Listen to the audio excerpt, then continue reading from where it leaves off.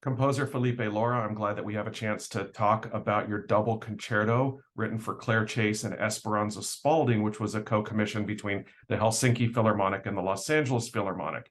And in a video interview for Helsinki Philharmonic, you said the moment things become impossible is the moment things become exciting to try something.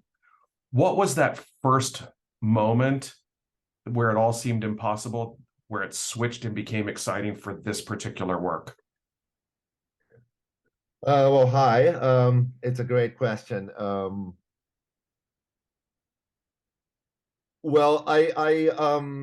backtrack a bit, I knew these two musicians, both Claire and Esperanza, for a long time. I knew them in different capacities. I had been working with Claire since 2006.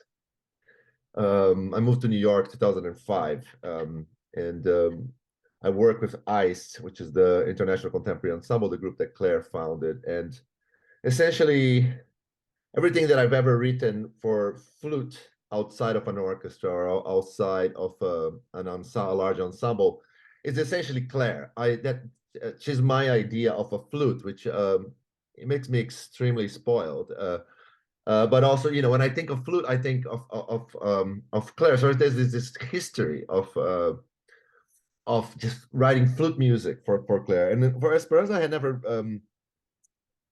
really worked with her. I've done an arrangement on a Milton Nascimento album that never came out for various reasons.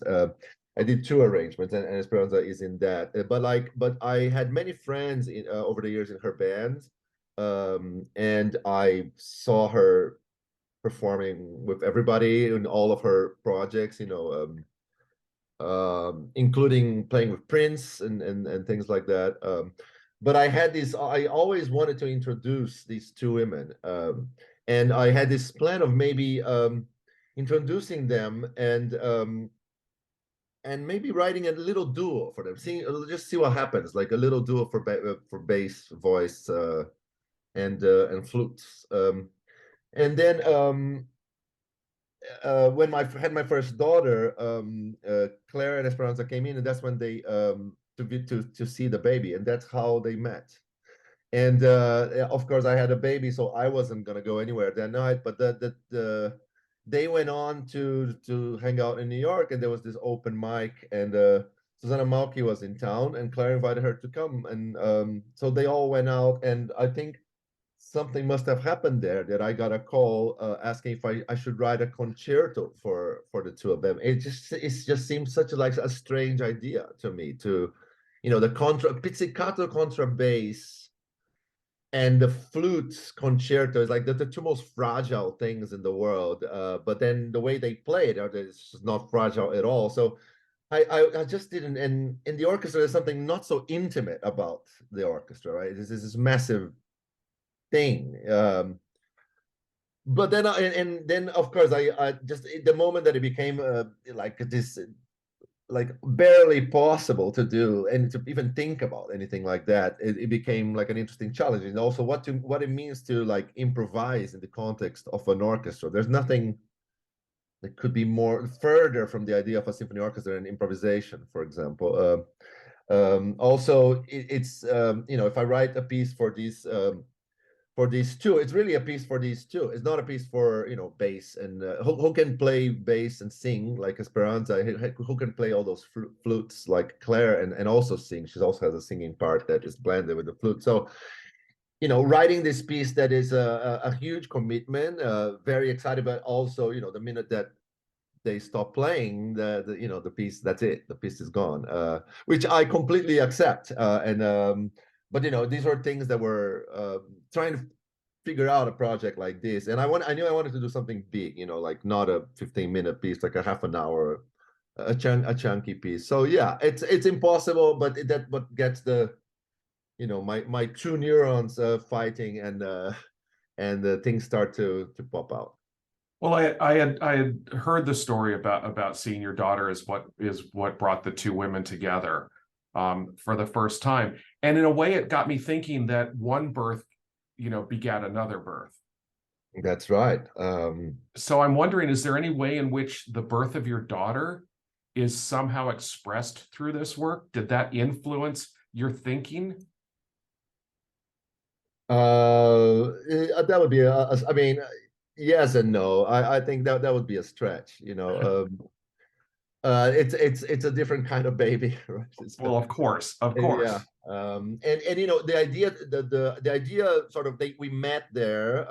I mean, I introduced the two there, but I had, you know, many pieces to complete before getting to that. So I like when it's actually, and I've been getting better at, like, you know, now with kids and a job, and I don't get to stay up all night for days and just, you know, be late. So I stretch my projects over time, and so that means that I get to brew ideas before, you know, the pencil hits the paper for a long, long time, which I really like. Is sort of thinking very hard about and just like thinking very, just walking down the road and dreaming and like just living with this idea at the back of your mind of like, what should this piece be before just jumping on the how to do it, you know, like to really try to capture the spirit of each project for a long time. But and by the time I get to get to them, there's some things are more or less at least the you know the thing that will catapult for me starting to write the piece. It's more or less formed. Of course, once you start inscribing things and writing things, take a life of their own, and you know, it's a push and pull where of what the idea wants to do, where the piece wants to go, and all of these things. So. Of course. You spoke about the fragility of these two instruments. Um, does fragility itself as a concept play a role in the piece itself, since you have these two great expressions of fragility on stage, front and center? It's a great question. Great question. You know, the way that I wanted I knew that I wanted to do a piece for amplified soloists. So I did not really want to be sort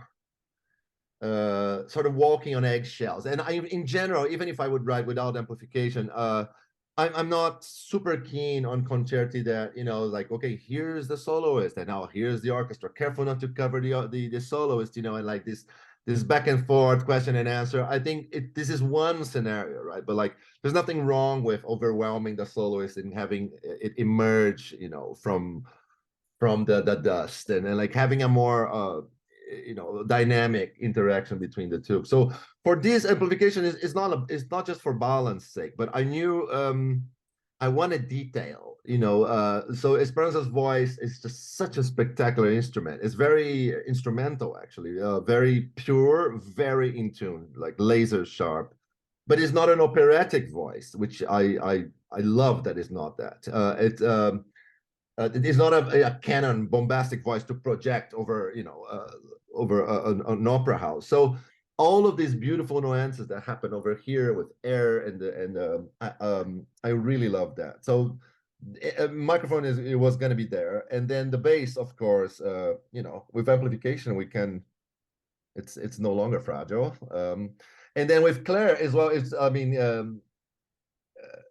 It's mostly the contrabass flute, you know, which is a sort of surprise. The cadenza, it's kind of like an anti-cadenza. It's like is the quietest, most intimate part of the piece. The contrabass flute comes in this song essentially. I'm you know, I'm blowing up the surprise, but so yeah. So but then again, it's it's a huge looking, aggressive looking instrument, but it's possibly the softest instrument there is, the contrabass flute, and it's really it doesn't really sound good when you're just trying to fight it, but like it's just so full and beautiful, and the airy nuances that happen and the singing into the pipes. And so I knew I wanted all of this intimate universe, this intimate orchestra of amplified, very closed mic'd sounds to then become their own little pocket orchestra to which in which they could interact with the bigger orchestra. So yeah, it's not that fragile in the end. You will see. But well, I have seen it. I watched Oh, the all right. Helsinki performance, Oh, and I cool. still think as expressive as they are, and Big Bertha's, you know, you can't be fragile and be that size. I mean, it's just, you know, that's an oxymoron, you know, on a certain level.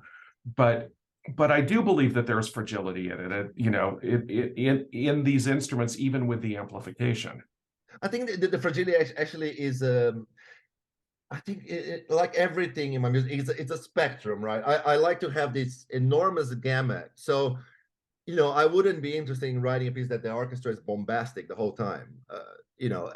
So there's like a huge spectrum from the softest, most chamber-like solo, solo music, even aside of the cadenza that they are by themselves, to these big tutti that are very carefully placed. So we've really, if everything is loud, then nothing is loud, right? If everything is soft, then nothing is soft. But to find the different gradations from one to the other, and then how to, when to bring in, and how to travel these spaces, and how to time these things, then fragility becomes really one very important end of this gamut.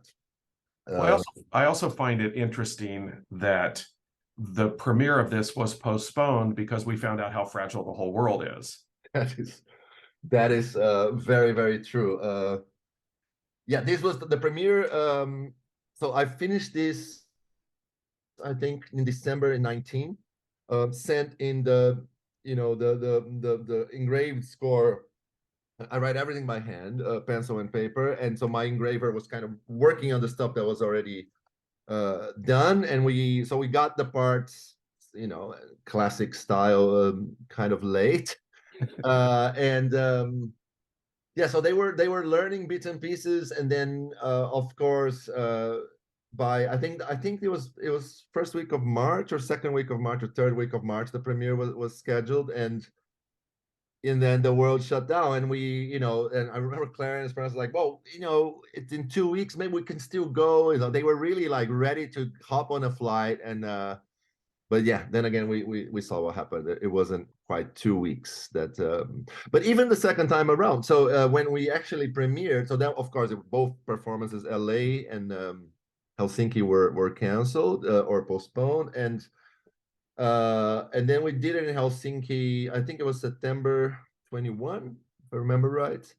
And even then, it was the first concert, I think, that they were going to have with people, with an audience. And until the morning of the concert was, I think it was 200 people was the cap for a large orchestra hall. And the day of the concert, I think they allowed another 200, or maybe up to 800. I can't remember now. And they were literally Finnish police in the aisles controlling people getting too close from one another. In fact, I got barred from after going to bow. I got barred from coming back to the audience by the police. So yeah, that was a different kind of fragility for sure. Absolutely. It's my understanding that both Claire and Esperanza sent you sound samples and voice samples and things like that inspired them. How did what they sent you influence your thinking for this piece? Yeah, they didn't send me a whole lot. With Claire, we did like a couple of sleepovers where she brought in, Big Bertha mainly. So there were two flutes that I hadn't used with Claire. Well, three, the piccolo, but I don't really love the piccolo, so I left it We out. won't tell John Philip Sousa. I love the piccolo in the orchestra, and I actually love solo piccolo music in the low register of the piccolo. Again, very fragile, kind of a sexy, fragile sound. But for a concerto, I don't know. I love it in the orchestra. It's just such a help. It does a lot of the. It seems like in the orchestra you have so many colors, so many options, but frankly, the extremes, things that are very high, things that are very low, there are very limited options, and the piccolo is just a great player for that. But yeah, I wanted to explore the Bertha that I hadn't written for before, and the glissando head joint flute, which is it's a head joint, as far as I know, invented by Robert Dick, the flutist. There you can move around the head joint, and it goes a perfect fourth, more or less, up and down.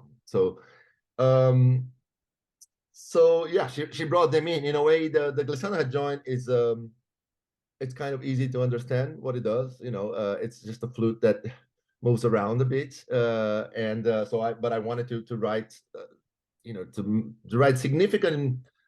I like when different techniques from the instruments actually give birth to actually motifs, important things in a piece, that they're coming from what the spirit of the instrument, whatever the instrument might be. So that glissando becomes quite important in the piece, and then picks up, Esperanza picks it up, the orchestra picks it up, that there's like jet, what is it called, those little slide whistles, and there's like this whole idea of a glissando becomes this big thing in the piece.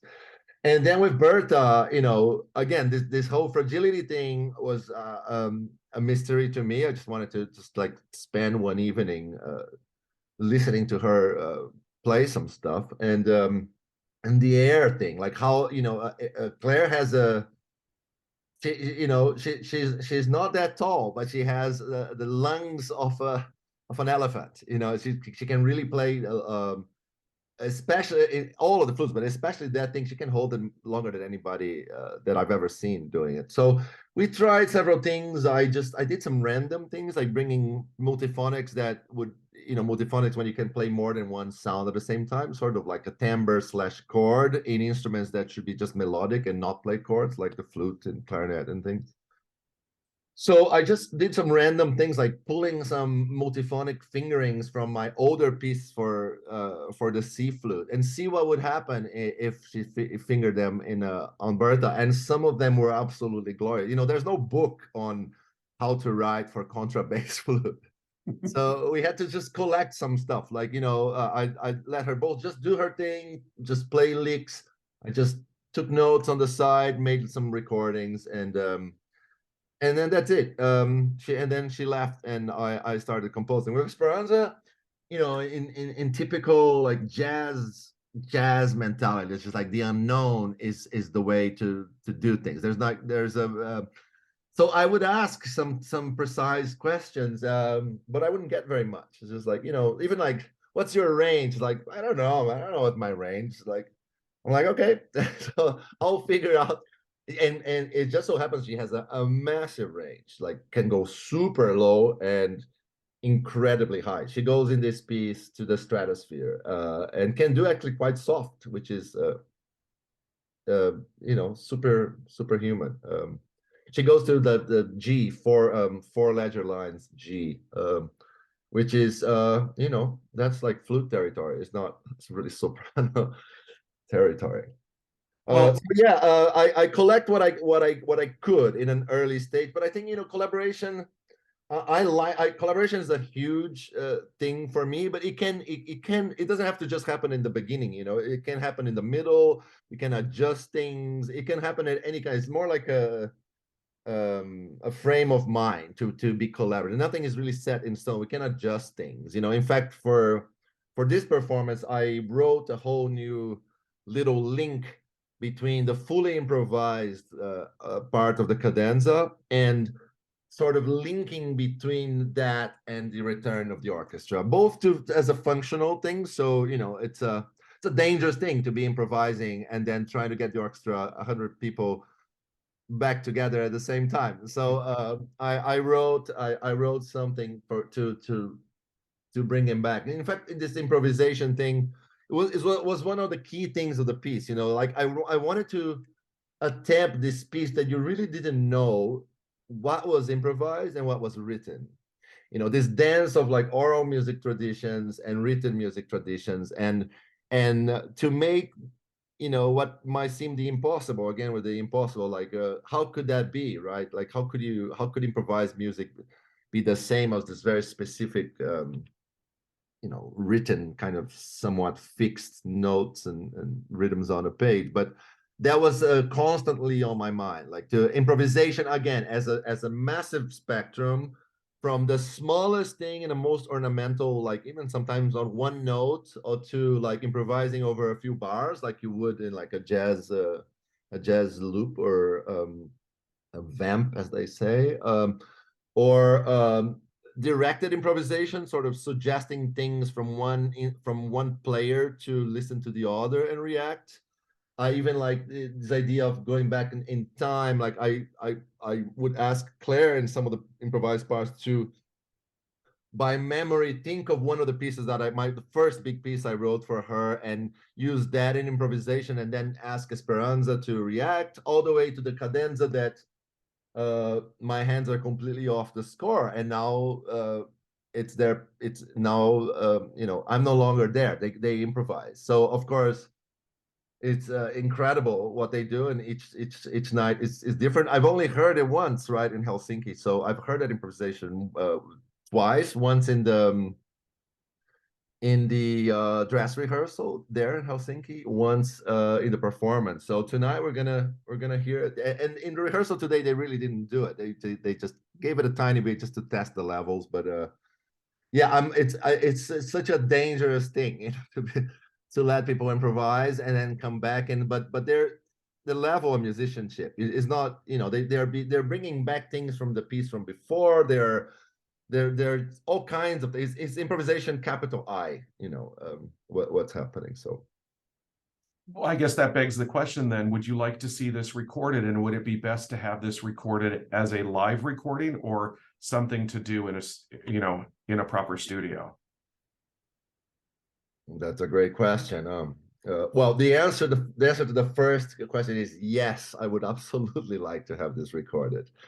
Again, it's talking about is the fragility of being, so specific. It would be nice to capture as a documentation, like a well-recorded documentation with many mics and so forth. But that is not in the horizon at the moment. I would like for it to be.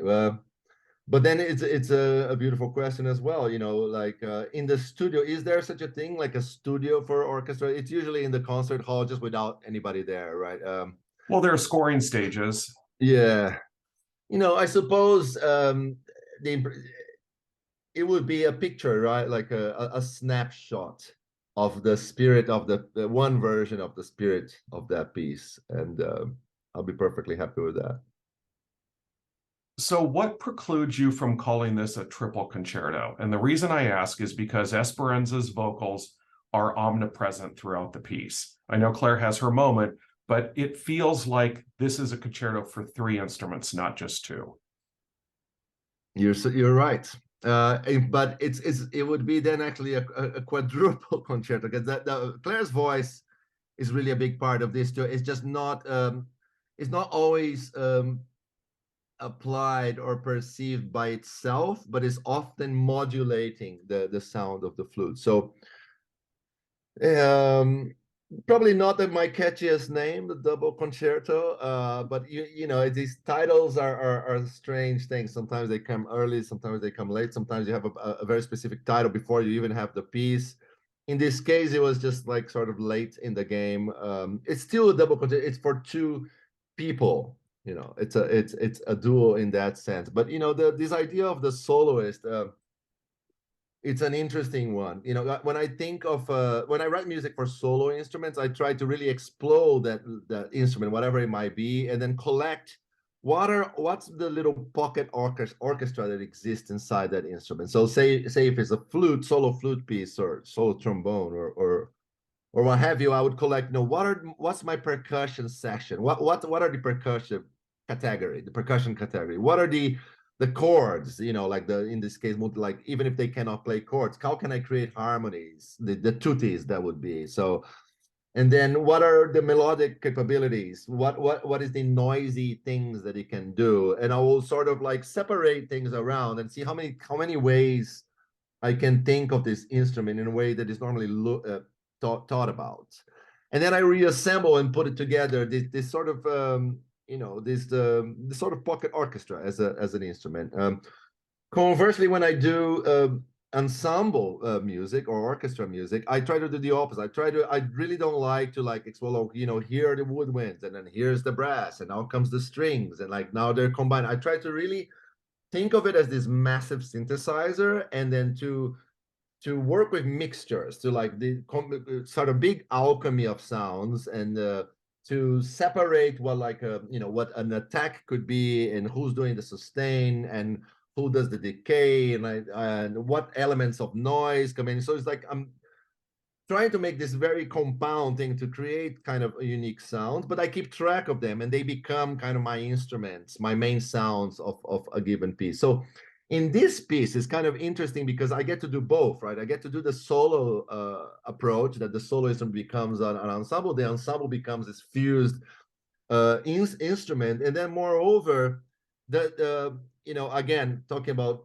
maybe double concerto not being the best name, is really not two soloists. What I'm thinking about is like this fusing this one soloist, which is this hydra-like creature that has many many different limbs, and but it's this fused sound. They're very rarely trading, trading solos or question and answer thing. There is this one timbre that is focused, and the voice fractures this even more. So in the case of Esperanza, the voice is it's true, as you pointed, another instrument, like more or less independent. But in the case of Claire, the voice is changing the timbre of the played pitches, whether it's just using consonants to accent, like T's and D's and K's, to accent different, to color the different accents, or actually singing pitches along with the played pitches that actually give you chords and multiphonics and really complex bell-like or synthesizer-like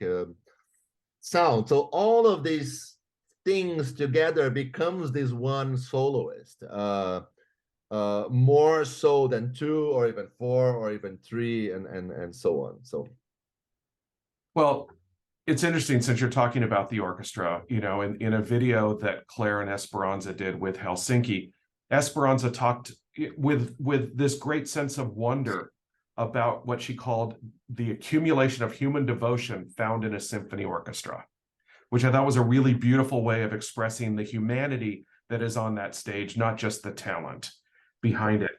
As somebody who writes for that accumulation of humanity and how it can express itself, how does that same accumulation required to perform any music inspire you as a composer so that you can trust them to express what it is you want when they're on stage performing your music? what a great question.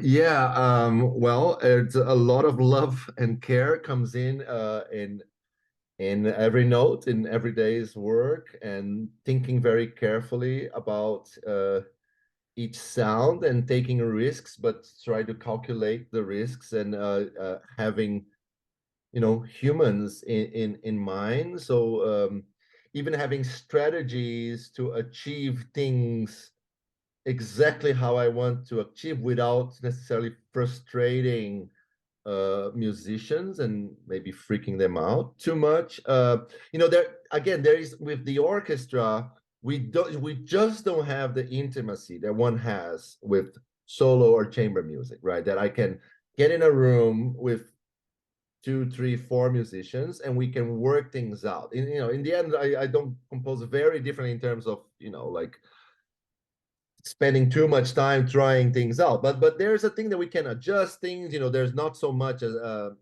timer going on for how many minutes we have left. Like it's a completely different kind of dynamics, really, of working with musicians. So with the orchestra, you get, of course, this enormous palette of sound and this enormous force and dynamic range, and just the sheer power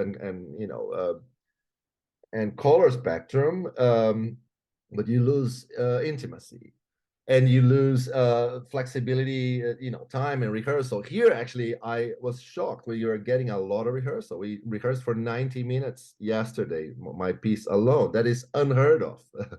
So I'm very privileged in that sense. But for example, I use a lot of microtones, and orchestras and microtones are not necessarily friendly with one another. I think we are still very much used to chromatic pitches, 12 notes to the octave. But it's my whole sound world it's not chromatic. It is sometimes frequential, or surely use thinking in frequencies, or using quarter tones and smaller gradations or things in between, two tones. But in order to achieve that, I knew I wanted to, like, maybe that was my problem, not theirs for this case. So there's two orchestras. It looks like an enormous orchestra. It's really two Mozart-sized orchestras put together and somewhat separated on stage, and one is tuned a quarter tone away from the other. So when I want my quarter tone notes, I go to one group. When I want the chromatic notes, I go to the other. But together, it just works out. But then again, I'm thinking of just how can we make this impossible intimacy more intimate, and how can I, do my job and own these sounds, no matter how big a risk I take. I need to think about others, not just myself, and hopefully make it exciting, that the effort that we're trying to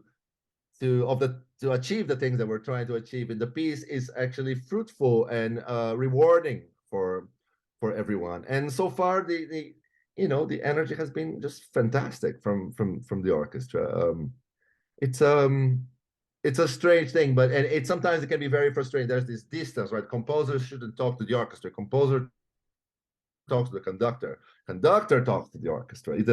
But it's just been a lot of, I don't know, I've seen a lot of smiling faces, and I've gotten a lot of compliments. And the two harps have this ridiculously hard part. Again, they're two harps, they're a quarter tone away from one another, so it looks like this enormous music box that is kind of kaleidoscopic and sort of broken. But they might as well be soloists as well. Then in this case, triple concerto wouldn't work either. And but they are playing with big smiles in their faces. So it's a really beautiful thing. Now, how do you know those are smiles? How do you know that's just not the red of the LA harps that's radiating? Those are the sexiest harps I've ever seen. I've never seen them before. Yeah, and I just learned we have Hector Berlioz to thank for putting a harp in a symphony orchestra. All right, yeah, he was a very avant-garde composer for his time. Absolutely. Trying to push things forward, not necessarily reinventing the wheel, but it's a constant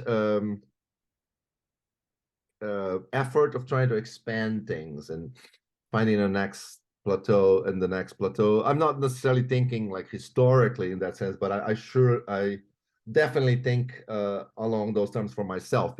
Like what's the next thing I should be trying to do that I can't do it, yet. And this is often how I would start a piece. Like what element should I push, or if one or many, or even take things that I've never done before at all, or should I just push certain whatever harmonic thinking even further? Or it's in a way, it feels like you're doing one step forward and two backwards sometimes, but I think it's a very necessary and healthy thing to do. And it might be frustrating, I think, at times, but over time you really feel, over 10-20 years, you really feel the growth of like the things that try to do, and having this being comfortable with the unknown, being comfortable with being uncomfortable. It's a good thing for a composer, I think. Yeah, and Berlioz truly was, I think all the great composers, or many of the great composers, were doing exactly that. Absolutely. Well, I hope you get the same response, if not better, in Los Angeles and in New York than you did in Helsinki, because they were crazy for this work in Helsinki. It was really great. I think it's a piece that connects